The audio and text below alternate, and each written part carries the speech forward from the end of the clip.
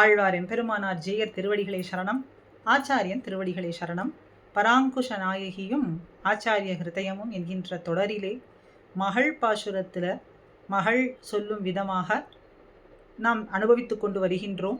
இன்றைய அனுபவம் சூழவும் பகை முகை செய்ய. சூழவும் பகை முகம் செய்ய. இதிலிருந்து பேரிலிருந்தே நாம் தெரிந்து கொள்ளலாம், தன்னை சூழ்ந்து இருக்கக்கூடியதான அத்தனை பதார்த்தங்களும் வஸ்துக்களும் தனக்கு விரோதியாக ஆகிவிட்டது என்று பெண்ணிலைமை அடைந்த ஆழ்வார் சொல்றதாக நாம் இங்கே எடுத்துக்கொள்ளலாம். முந்தின திருவாய்மொழியில முந்தின அனுபவத்தில் நாம் அனுபவிக்கும் பொழுது எம்பெருமானுடைய அவயவங்களை நன்னாக அனுபவித்து இங்கே காட்டினார் ஆழ்வார். மல்கு நீலச் சுடர் தழைப்ப செஞ்சுடர் சோதிகள் பூத்து ஒரு கருமாணிக்கம், ஒரு மாணிக்கம் சேர்வது போலே அந்தரமேல் செம்பட்டோடு அடி உந்தி கை மார்பு கண்வாய் செஞ்சுடர் சோதி விடவுரை என் திருமார்பனையே என்று அத்தனை அவயவயங்களையும் எம்பெருமானுடைய அவயவயங்களை எல்லாம் சௌந்தரியத்தை எல்லாம் அனுசந்தித்தார். இந்த அனுபவம் ஆழ்வாருக்கு பிரத்யக்ஷமாகாததாலேயும் மானச அனுசந்தானமும் போகிவிட்டதனாலே மிகுந்த துக்கத்தை அடைந்தவர் தனக்கு சூழ்ந்திருக்கக்கூடியதான வஸ்துக்கள் பதார்த்தங்கள் எல்லாம் தமக்கு விரோதிகளாக ஆகிவிட்டது, தம்மை நலிகின்றது போலே அந்த அவயவயங்கள், எந்த அவயவயங்களை குறித்து எம்பெருமானை புகழ்ந்து பேசி அனுபவித்தாரோ அந்த அவயவயங்களையே இப்போது ஆழ்வாரை நலிகின்றது என்று சொல்லும் விதமாக நாம் எடுத்துக்கொள்ளலாம். சேர்ந்திருக்கும் பொழுது ஆழ்வாரோடு சேர்ந்திருக்கும் போது சம்சேஷித்திருக்கும் போது இருந்த பதார்த்தங்கள், போக்கிய பதார்த்தங்கள் எல்லாம் இப்போ விரோதிகளாக உணர்வது அப்படிங்கிறது இந்த திருவாய்மொழி முழுவதுமே இந்த உணர்வு ஆழ்வார் சொல்றதாகவே நாம் எடுத்துக்கொள்ளலாம். இப்போ சரி, இந்த திருவாய்மொழியிலே இது உரு வெளிப்பாடாகவே தோன்றினாலும் அமைந்தாலும் கூட ஆழ்வாருக்கு இந்த பிரிய அப்ரீத்தி எல்லாமே சமமாகவே இருக்கு. ஆழ்வாருக்கு பிரீத்தியோ அப்ரீத்தியோ இது உருவெளிப்பாடுன்னு சொன்னா கூட எல்லாமே சமமாக பிரத்யக்ஷமாவது போலேயே தோன்றுகின்றது. அந்த அப்ரீத்திய மேல் எழுந்தே இந்த திருவாய்மொழியானது அமைந்திருக்கின்றது. ஏழையர் ஆவி உண்ணும் இணை கூத்தவும் கொலோ அணியேன், ஆழியங் கண்ணபிரான் திரு கண்கள்கொலோ அறியேன், சூழவும் தாமரை நான்மலர் போல் வந்து தோன்றும் கண்டீர், தோழியர்கள் அன்னைமீர் என் செய்கேன் துயராட்டியேனேன்னு அப்ரீத்திய இந்த இடத்துல சொல்றார். 7வது திருவாய்மொழி 7வது நிலையை அனுபவித்துக் கொண்டிருக்கோம். ஆக விலக்ஷணனான ஸ்வபாவனான உடைய எம்பெருமான் கண்ணன் விலக்ஷண ஸ்வபாவத்தையே கொண்டிருக்கான். அவனுடைய திருக்கண்கள் பார்த்தால் எப்படி இருக்குன்னா செவ்வி பூ போலே, அப்போது மலர்ந்த தாமரை பூ போலே இருக்கின்றது. தோழியர்களே, அன்னை மீரே, நான் என்ன செய்வேன்?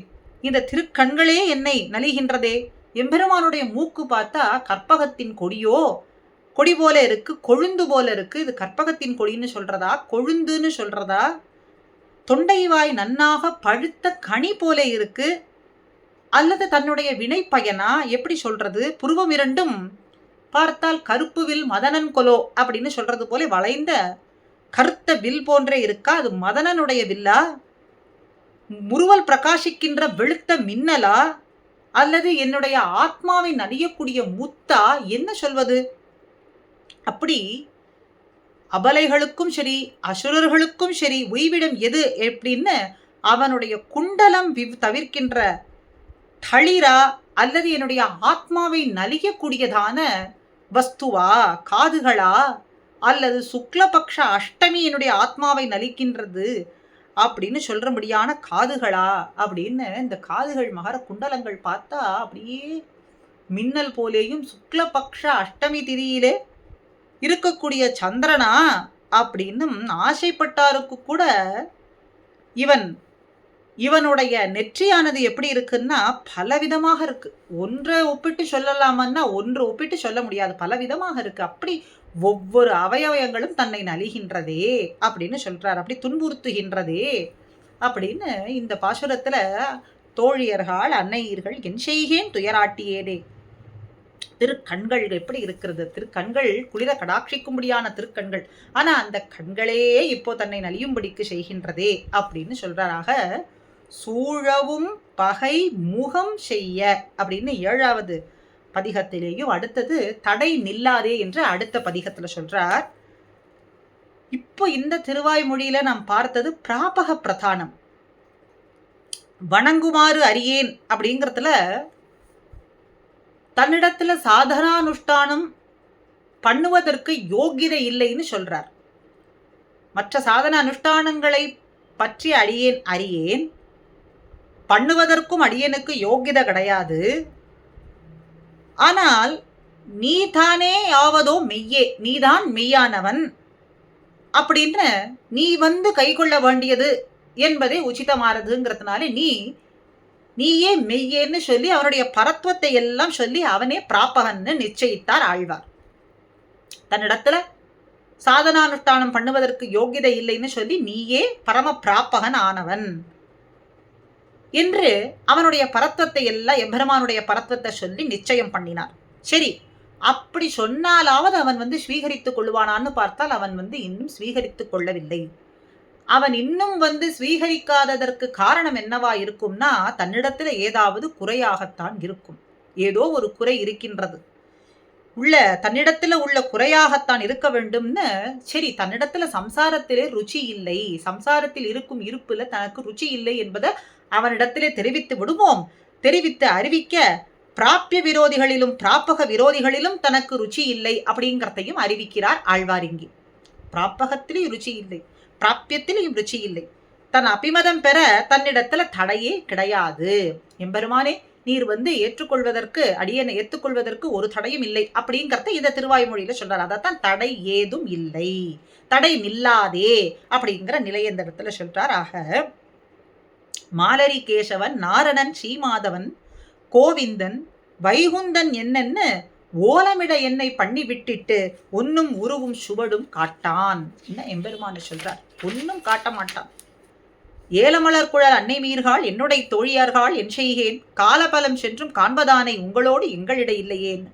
ஆசிரிதரிடத்துல வியாபோகம் உடையவன், சத்ரு நிரசன சீலன், அழகிய முடியை உடையவன். அதனால்தான் மால் அரி கேசவன் அப்படின்னு சொல்றார். அப்படி வாத்சல்யம் உடையவன், ஆசிரிதர்களிடத்துல எப்பொழுதும் நெடிய காதல் கொண்டவன். அதனால நெடுமாலேன்னு சொல்றோம். ஆசிரிதர்களிடத்திலே எப்பொழுதும் நெடிய காதல் கொண்டவன், பிராட்டிக்கு அபிமதமானவன், அதனால மால் அப்படின்னு சொல்றோம். ஆசிரிதருக்கு கையாளனா இருக்கக்கூடியவன், தாழ்ந்து தலையால் செய்யக்கூடிய, அவரிட்ட காரியங்களை தலையால் செய்யும்படியான தாழ்ந்து நிற்கக்கூடியவன், வைகுண்டநாதன் அப்படின்னு. வைகுந்தன் என்னன்னு இப்படி ஓலமிட என்னை பண்ணி விட்டுட்டுன்னா, ஓலமிடும்படி சதா அவனுடைய நாமத்தை மால், அரி, கேசவன், வைகுந்தன், கோவிந்தன் அப்படின்னு சதா சொல்லி கொண்டிருக்கும்படிக்கு பண்ணிவிட்டு செய்யும்படிக்கு பண்ணினான். ஆனா தன்னுடைய வடிவை காட்ட மாட்டேன் என்கின்றான். காட்ட மாட்டான். நான் அவனை சதா சொல்லும்படிக்கு செய்து விட்டான், ஆனா அவனுடைய வடிவை காட்ட மாட்டான். தன் இருப்பிடத்துக்கு ஒரு அடையாளம் காட்ட மாட்டான். அவனுடைய இருப்பிடம் எதுன்னு தெரிந்தால்தானே நாம் இங்கே செல்ல வேண்டும் என்ன ஆசை வரும். நான் இப்படி பாடுபட உங்களிடம் எந்த மாறுதலும் தெரியவில்லையே, நான் இப்படி பாடுபடுகின்றேனே, உம்மிடத்துல ஏதாவது ஒரு மாறுதல் தெரிகின்றதான்னா ஒன்னும் தெரியவில்லை. எத்தனை காலம் சென்றாலும் அவனை காணாமல் நான் மீளவே மாட்டேன். எத்தனை காலமானால் என்ன, அவனை காண்பதுங்கிறது நிச்சயம். சரி, உங்களுக்கும் எனக்கும் ஒரு சம்பந்தமும் கிடையாது அப்படின்னு சொல்றாளாம். உங்களுக்கும் உங்களோடு எங்கள் இடையில்லையேனா உங்களுக்கும் எனக்கு என்ன சம்பந்தம் இருக்கு? ஒரு சம்பந்தமும் கிடையாது. எத்தனை காலம் ஆனாலும் அவனை காணாமல் நான் இருக்க மாட்டேன். பின்னும் அவன் பந்துக்கள்லாம், வளர்த்த பிராணிகள் எல்லாம் இவற்றில் எல்லாம் கொண்ட பாசத்தை அடியோடு விட்டுவிட வேண்டும். சுற்றி இருக்கக்கூடிய சூழத்தார்கள் மற்றும் தான் வளர்த்த பிராணிகள் இவைகளிடத்திலே இருக்கக்கூடிய பாசத்தை அறவோடு விட்டால் தானோ என்னவோ அவன் காட்டுவான், தன்னை காட்டுவான் அப்படின்னு. கடையற பாசங்கள் விட்ட பின்னை அன்னி அவன் அவை காண்கொடான் அப்படின்னு சொல்றாளா. கடையற பாசங்கள் ஒரு துளி கூட இல்லாதபடிக்கு முழுவதுமாக விட வேண்டும்படியா விட்டால்தான். அப்ப நீ இப்படி செய்வது சரியல்ல, நாங்கள் சொல்றத கேள் அப்படின்னு அருகில் இருந்தவர்கள்லாம் சொல்றார்கள். அன்னையரும் தோழியர்களும் சொல்றார்கள். ஆனா நீங்கள் சொல்றதெல்லாம் சரிதான், கேட்பதற்கு நெஞ்சு வேண்டுமே. அந்த நெஞ்சோ என்னிடத்துல இல்லையே. இப்போ எம்பெருமான் இடத்துலன்னா சென்று விட்டது, போன நெஞ்சு அங்கேயே தங்கிவிட்டது, பின்னையும் திரும்பி வரவே இல்லை. என்னுடைய நன்னுதல் நங்கை நீர்கள் யானினி செய்வதன், என் நெஞ்சு என்னை நின்னுடையேன் அல்லேன் என்று நீங்கி நேமியும் சங்கும் இரு கை கொண்டு பன்னெடும் சூழ் ஞாயித்தொடு பால்மதி ஏந்தி ஒரு கோல நீல நல் நெடுங்குன்றம் வருவது ஒப்பான் நாள்மலர் பாதம் அடைந்ததவே. நான் என்ன செய்வேன்?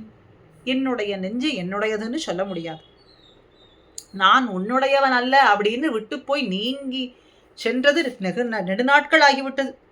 சங்கும் சக்கரமும் ஏந்திய ஒரு பெரிய மலை வருவது போல காண்கின்ற எம்பெருமானுடைய செவ்விதான திருவடிகளை அடைந்தே விட்டது. சங்கும் சக்கரமும் ஏந்தி இருக்கின்றான். தாமரை கண்களை உடையவனா இருக்கான். அப்படி இந்த தாமரையே கண், கை, செவ்வாய், உந்தி அப்படின்னு சொல்றது போலே அப்பொழுது பூத்ததான செவ்வி மலர்ந்ததான தாமரை போன்று இருக்கக்கூடியதான ஒப்பற்றதான அழகிய திருவடிகளையே அடைந்து விட்டது என்னுடைய நெஞ்சானது. என் நெஞ்சு என்னிடத்திலே இல்லாத பொழுது நீங்கள் சொல்வதை எப்படி கேட்பது? ஆக உங்களுக்கும் எனக்கும் சம்பந்தம் கிடையாது. கடையற பாசங்கள் விட்டுவிட்டேன். இனிமேல் அவனை காண்பதற்கு எந்த தடையும் இல்லை. அவன் நிச்சயம் வந்து அவனுடைய முகத்தை காட்டுவான் அப்படின்னு தடை அகன்று, தடை இல்லை அப்படின்னு சொல்றார். தடை நில்லாதே என்று அடுத்த நிலையை சொல்றாள். நாளை அனுபவம் புயக்கற்று அப்படிங்கிற பகவத் அனுபவம் கிடைக்க பெறாத பராங்குஷ நாயகி அவனுக்கு போலியான லௌகிக பதார்த்தங்களை கொண்டு நாம் இந்த உயிரை தரித்திருப்போம் அப்படின்னு சொல்றது போல செல்லக்கூடியதான அனுபவம் மிக உயர்ந்த ஆழ்ந்த அர்த்தங்களை கொண்டதான இந்த தொடர் உபன்யாசத்துல தினமும் ஆழ்வார் அனுபவத்தை கிஞ்சித்தேனும் நாம் அனுபவிக்கும்படியான பாக்கியம் கிடைத்து கொண்டு வருகின்றது. தொடர்ந்து அனுபவிப்போம். ஸ்ரீமதே ராமானுஜாய நமஹா.